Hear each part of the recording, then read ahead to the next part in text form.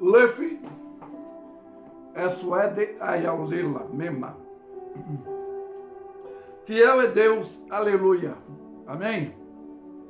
Bom, como infectologista espiritual e psicanalista, eu quero abordar hoje um tema holístico desta anamnese, que é o alarme cerebral, que é uma reação coordenada pelo medo, dúvida, indagações que poderá ser, eu exemplifico assim, uma defesa deste pânico retroativo do próprio passado ou uma história pertencente a alguém da família que viveu e passou essa experiência negativa decorrente deste círculo da vida. Eu sei que passado não tem que ter existência presente e permanente em nossas vidas, pois o que expõe hipoteticamente esse fato relatado da sua origem, podemos sim ter a coordenação cerebral para a orientação de diversas pessoas que não obtiveram experiência como nós, não tendo mais teoria, mais conhecimento para a prática do procedimento, e passaremos orientação para não deixarmos algumas pessoas em situação de vulnerabilidade, pois ainda que a situação própria foi negativa, e se tornará agora positiva para não deixarmos a pessoa nessa vulnerabilidade do zumbilismo psicológico que eu quero relatar. E o que eu vou relatar é uma experiência psicológica de pânico que Deus ensinou a um profeta tendo a sua própria experiência. Como é isso, pastor? Pois para você entender a história que vou relatar, foi a de Jonas, que muitos criticam e não compreendem, que já tinha essa experiência negativa na família, que passou a fazer parte da sua vida, pois Jonas era filho de Amitai, que foi também um profeta que veio de Gade, Efer, que é uma das aldeias nas vizinhanças de Nazaré. E pois o seu pai já tinha sido morto, torturado naquela cidade de Nínive, aonde aterrorizava os inimigos, os oponentes, e agora ele teria que ter esse compromisso da executação dessa função chamada ministerial, que é o que, antes de tomarmos base referencial, eu vou citar aqui 2 Reis, para você entender, 14:25, que diz também este restabeleceu o termo de Israel desde a entrada de Ramate até o mar da planície, conforme a palavra do Senhor Deus de Israel, o qual falara pelo ministério do seu servo Jona, filho do profeta Amitai, o qual era de Gat-Efer, conforme eu citei. Pois é o que muitos não entendem, o trauma psicológico, que já vivia e viveu com a repreensão de Deus, dando-lhe um ensinamento que eu chamo de misericórdia e não do ódio da vingança, porque havia uma cegueira espiritual muito grande nos dois lados. E Deus ensinou o profeta com esse ato misericordioso, e também aquela nação idólatra, que você vai entender esse relatório que eu vou passar agora, que no capítulo 1 do livro de Jonas, é quando começa a história, e dentro dessa condição do que ele já viveu, desse trauma psicológico. E veio a palavra do Senhor a Jonas, filho de Amitai, dizendo: levanta-te, vai à grande cidade de Nínive e clama contra ela, porque a sua malícia subiu até mim. E Jonas se levantou para fugir de diante da face do Senhor para Tarse, descendo a Jope, e achou um navio que ia para Tarse e pegou, pois a sua passagem desceu para dentro dele, para ir com eles para Tarse, de diante da face do Senhor. Bom, isso é o comportamento errôneo do homem, que Deus é onisciente, onipresente, onipotente. Não temos como nos esconder da presença de Deus, né? Mas o Senhor mandou o mar, um grande vento que fez o mar, uma grande tempestade que o navio estava para se quebrar.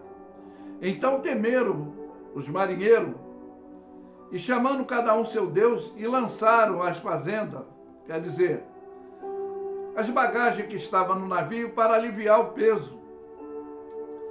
Jonas, porém, desceu ao lugar do porão e se deitou e dormia, um profundo sono. E o mestre do navio chegou-se a ele e disse: o que tens que dorme? Levanta-te, invoca o teu Deus, talvez assim Deus se lembre de nós, para que não pereçamos. E dizem um ao outro companheiro: vinde, lançaremos sorte para sabermos, por causa que nos veio este mal. E lançaram sorte sobre cada um deles, e caiu sobre Jonas. Então lhes disseram: declara-nos agora, por que razão nos sobreveio esse mal? Que ocupação é a tua? De onde vem? Qual é a tua terra? De que povo tu és? E ele disse: eu sou hebreu, e temo ao Senhor, o Deus do céu, que fez o mar e a terra seca. Então os homens se encheram de grande temor, e lhes disseram: por que fizeste isso? Pois sabia os homens que fugia de diante do Senhor, porque lhe não tinha declarado. E disse: que faremos nós para que o mar se acalme? Porque que o mar se eleva, engrossava cada vez mais.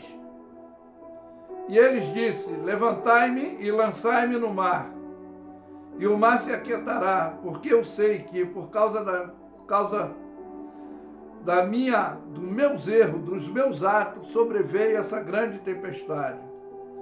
Foi naquele exato momento a indagação da resposta que eles ficaram atemorizados. Então os homens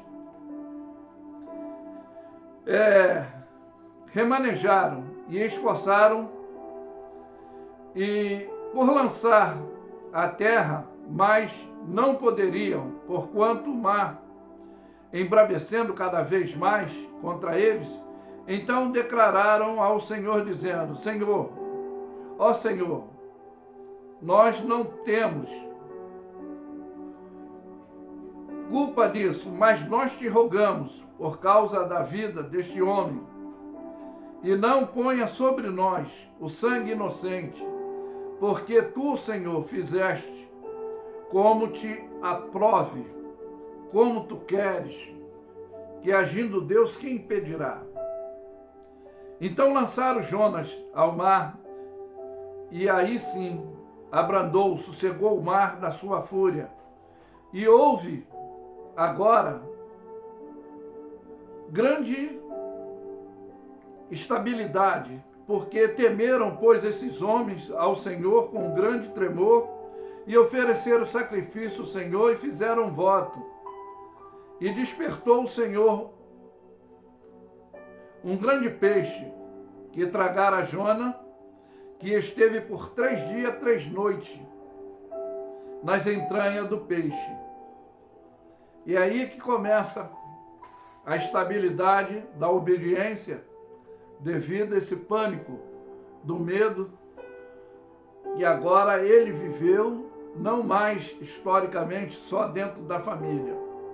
E aí diz o capítulo 2 que orou Jonas ao Senhor Deus nas entranhas do peixe, e disse: na minha angústia clamei o Senhor, e ele respondeu-me do ventre do íntimo, gritei, e tu ouviste a minha voz. Porque tu me lançaste no profundo do coração do mar, e as correntes me cercou, e todas as tuas ondas, as tuas vagas têm passado por cima de mim. E eu disse: lança-me, estou aqui diante dos teus olhos. Todavia, tornarei a ver o templo da tua santidade e as águas que me cercaram até a alma, o abismo que rodeou, as algas que enrolaram a minha cabeça. Eu desci até o profundo dos montes, e os ferrolhos da terra cercaram-me. Sobre mim para sempre, mas livra-me a minha vida da perdição, ó Senhor meu Deus. E quando desfalecia em minha alma, eu me lembrei do Senhor e tornou a ti a minha oração no templo da tua santidade. E o que sobreveio, as vaidades vãs deixadas das próprias misericórdias.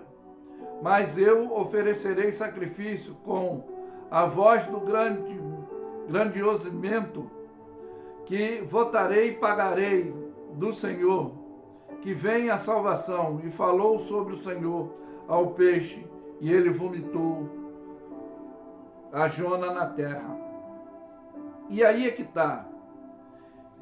E veio a palavra do Senhor, uma voz a Jona dizendo: levanta-te, vai à grande cidade de Nínive e prega contra ela a pregação que eu te disser.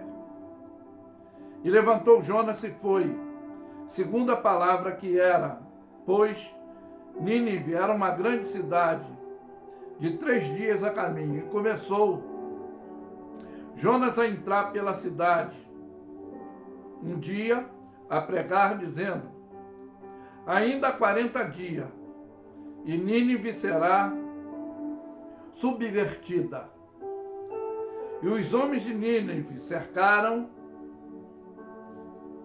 creram, em Deus, e procuraram os jovens e vestiram-se de pano de saco, desde o maior até o menor, porque esta palavra chegou até o rei de Nínive, e levantou-se do seu trono e tirou de si as suas vestes, cobriu-se de pano de saco e assentou-se sobre cinza, que era uma forma de humilhar-se diante das potentes, da presença de Deus, nesse sentido do reconhecimento.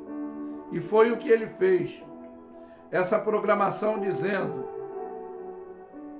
divulgou em Nínive, por mando do rei e dos seus grandes, dizendo que nenhum homem, nenhum animal, nenhum boi, nem ovelha provará coisa nenhuma de posto nem de beber água, mas os homens, os animais estarão cobertos de pano de saco e clamarão fortemente a Deus e se converterão cada um do seu caminho e da sua violência que há em suas mãos. É o que aquela cidade era conhecida por, essa tortura, não só psicológica, mas fisicamente, diante dos seus inimigos.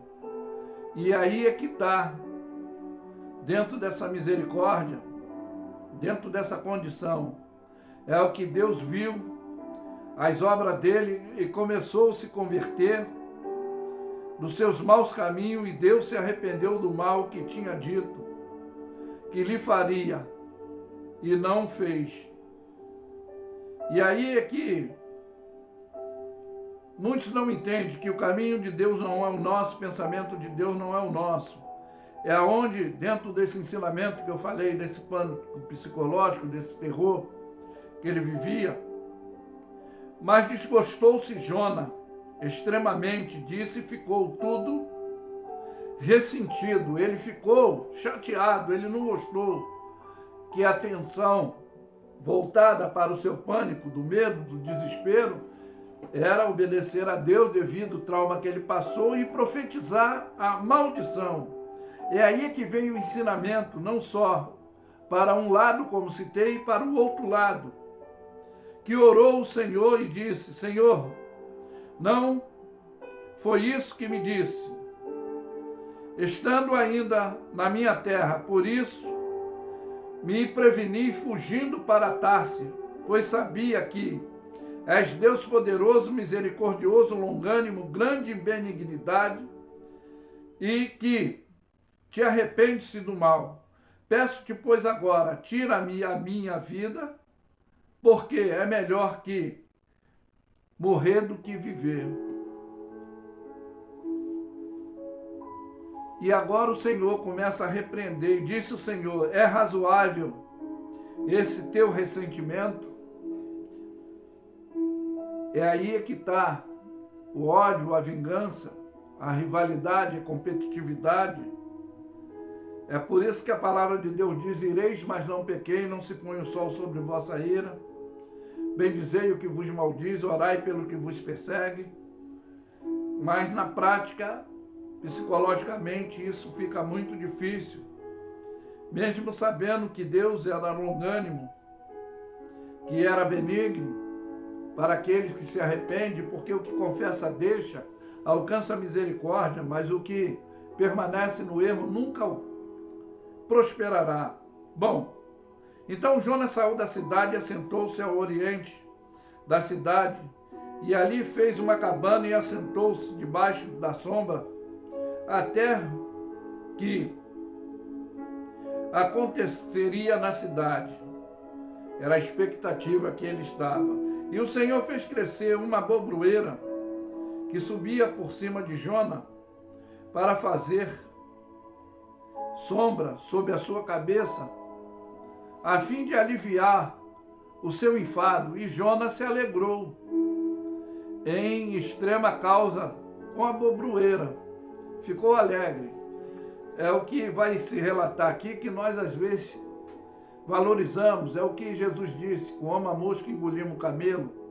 Valorizamos coisas fúteis, paliativas, e não, às vezes, tomamos atitude necessária para uma compreensão espiritual dentro dessa hipocrisia carnal, né? E diz aqui que depois Deus enviou um bicho no dia seguinte, que subiu a alva no alto dela e feriu, e a bobroeira se secou. E aconteceu que, aparecendo o sol, Deus mandou que o vento calmoso oriental e o sol feriu a cabeça de Jonas, e ele desmaiou e desejou com toda a sua alma morte, dizendo: melhor me é morrer do que viver. Então disse o Senhor a Jonas: acaso é razoável assim que te enfades por causa de uma bobroeira? É agora que ele traz a estabilidade psicológica desse emocional. E ele disse: é justo que enfade o ponto de te desejar a morte?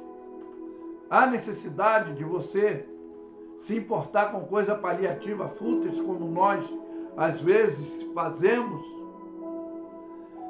E disse o Senhor: tiveste compaixão da bobroeira, na qual não trabalhaste, nem fizeste crescer, que em uma noite nasceu e uma noite pereceu. Aí agora é o ensinamento prático da ética que ele dá. E não hei eu de ter compaixão da grande cidade de Nínive, em que estão mais de 120.000 homens que não sabem discernir entre a sua mão direita e a sua mão esquerda, e também há muitos animais. É aí que foi o tratamento para esse trauma psicológico do que ele viveu. Ele não entendia, e é como a palavra de Deus, o Senhor diz que ele é que dá respiração às aves, às ervas e muito mais ao ser que precisa ser humano e se arrepender e ter essa compostura. Por isso eu abordei esse tema dentro dessa área para você entender espiritualmente, dentro dessa infecção psicológica, que holisticamente eu fiz essa anamnese desse alarme cerebral, que foi uma reação coordenada pelo medo e dúvida e indagação, que era a defesa dele, que poderia ser a sua defesa deste pânico retroativo, como agora não só do passado histórico da família, mas ele vivendo, tendo a experiência própria, e entendeu que a misericórdia do Senhor é a causa de não sermos consumidos. Mas que fica essa mensagem orientadora psicologicamente, para que você entenda que passado não tem que fazer parte constantemente da sua vida, a não ser para orientar pessoas, para não entrar no pânico do erro, do medo, do desespero, mas você agora não só em teoria, com o conhecimento e a prática, poderá passar informação e ajudar as pessoas a não ficar zumbiladamente escravizada nesse trauma psicológico, que é hipoteticamente esse fato relatado, dessa condenação cerebral, que às vezes é decorrente desse círculo da vida. Mas que Deus os abençoe. É por isso que eu afirmo que Luffy é suede, ayaulela mema. Fiel é Deus, aleluia, amém? Ficam todos na paz. Ô glória!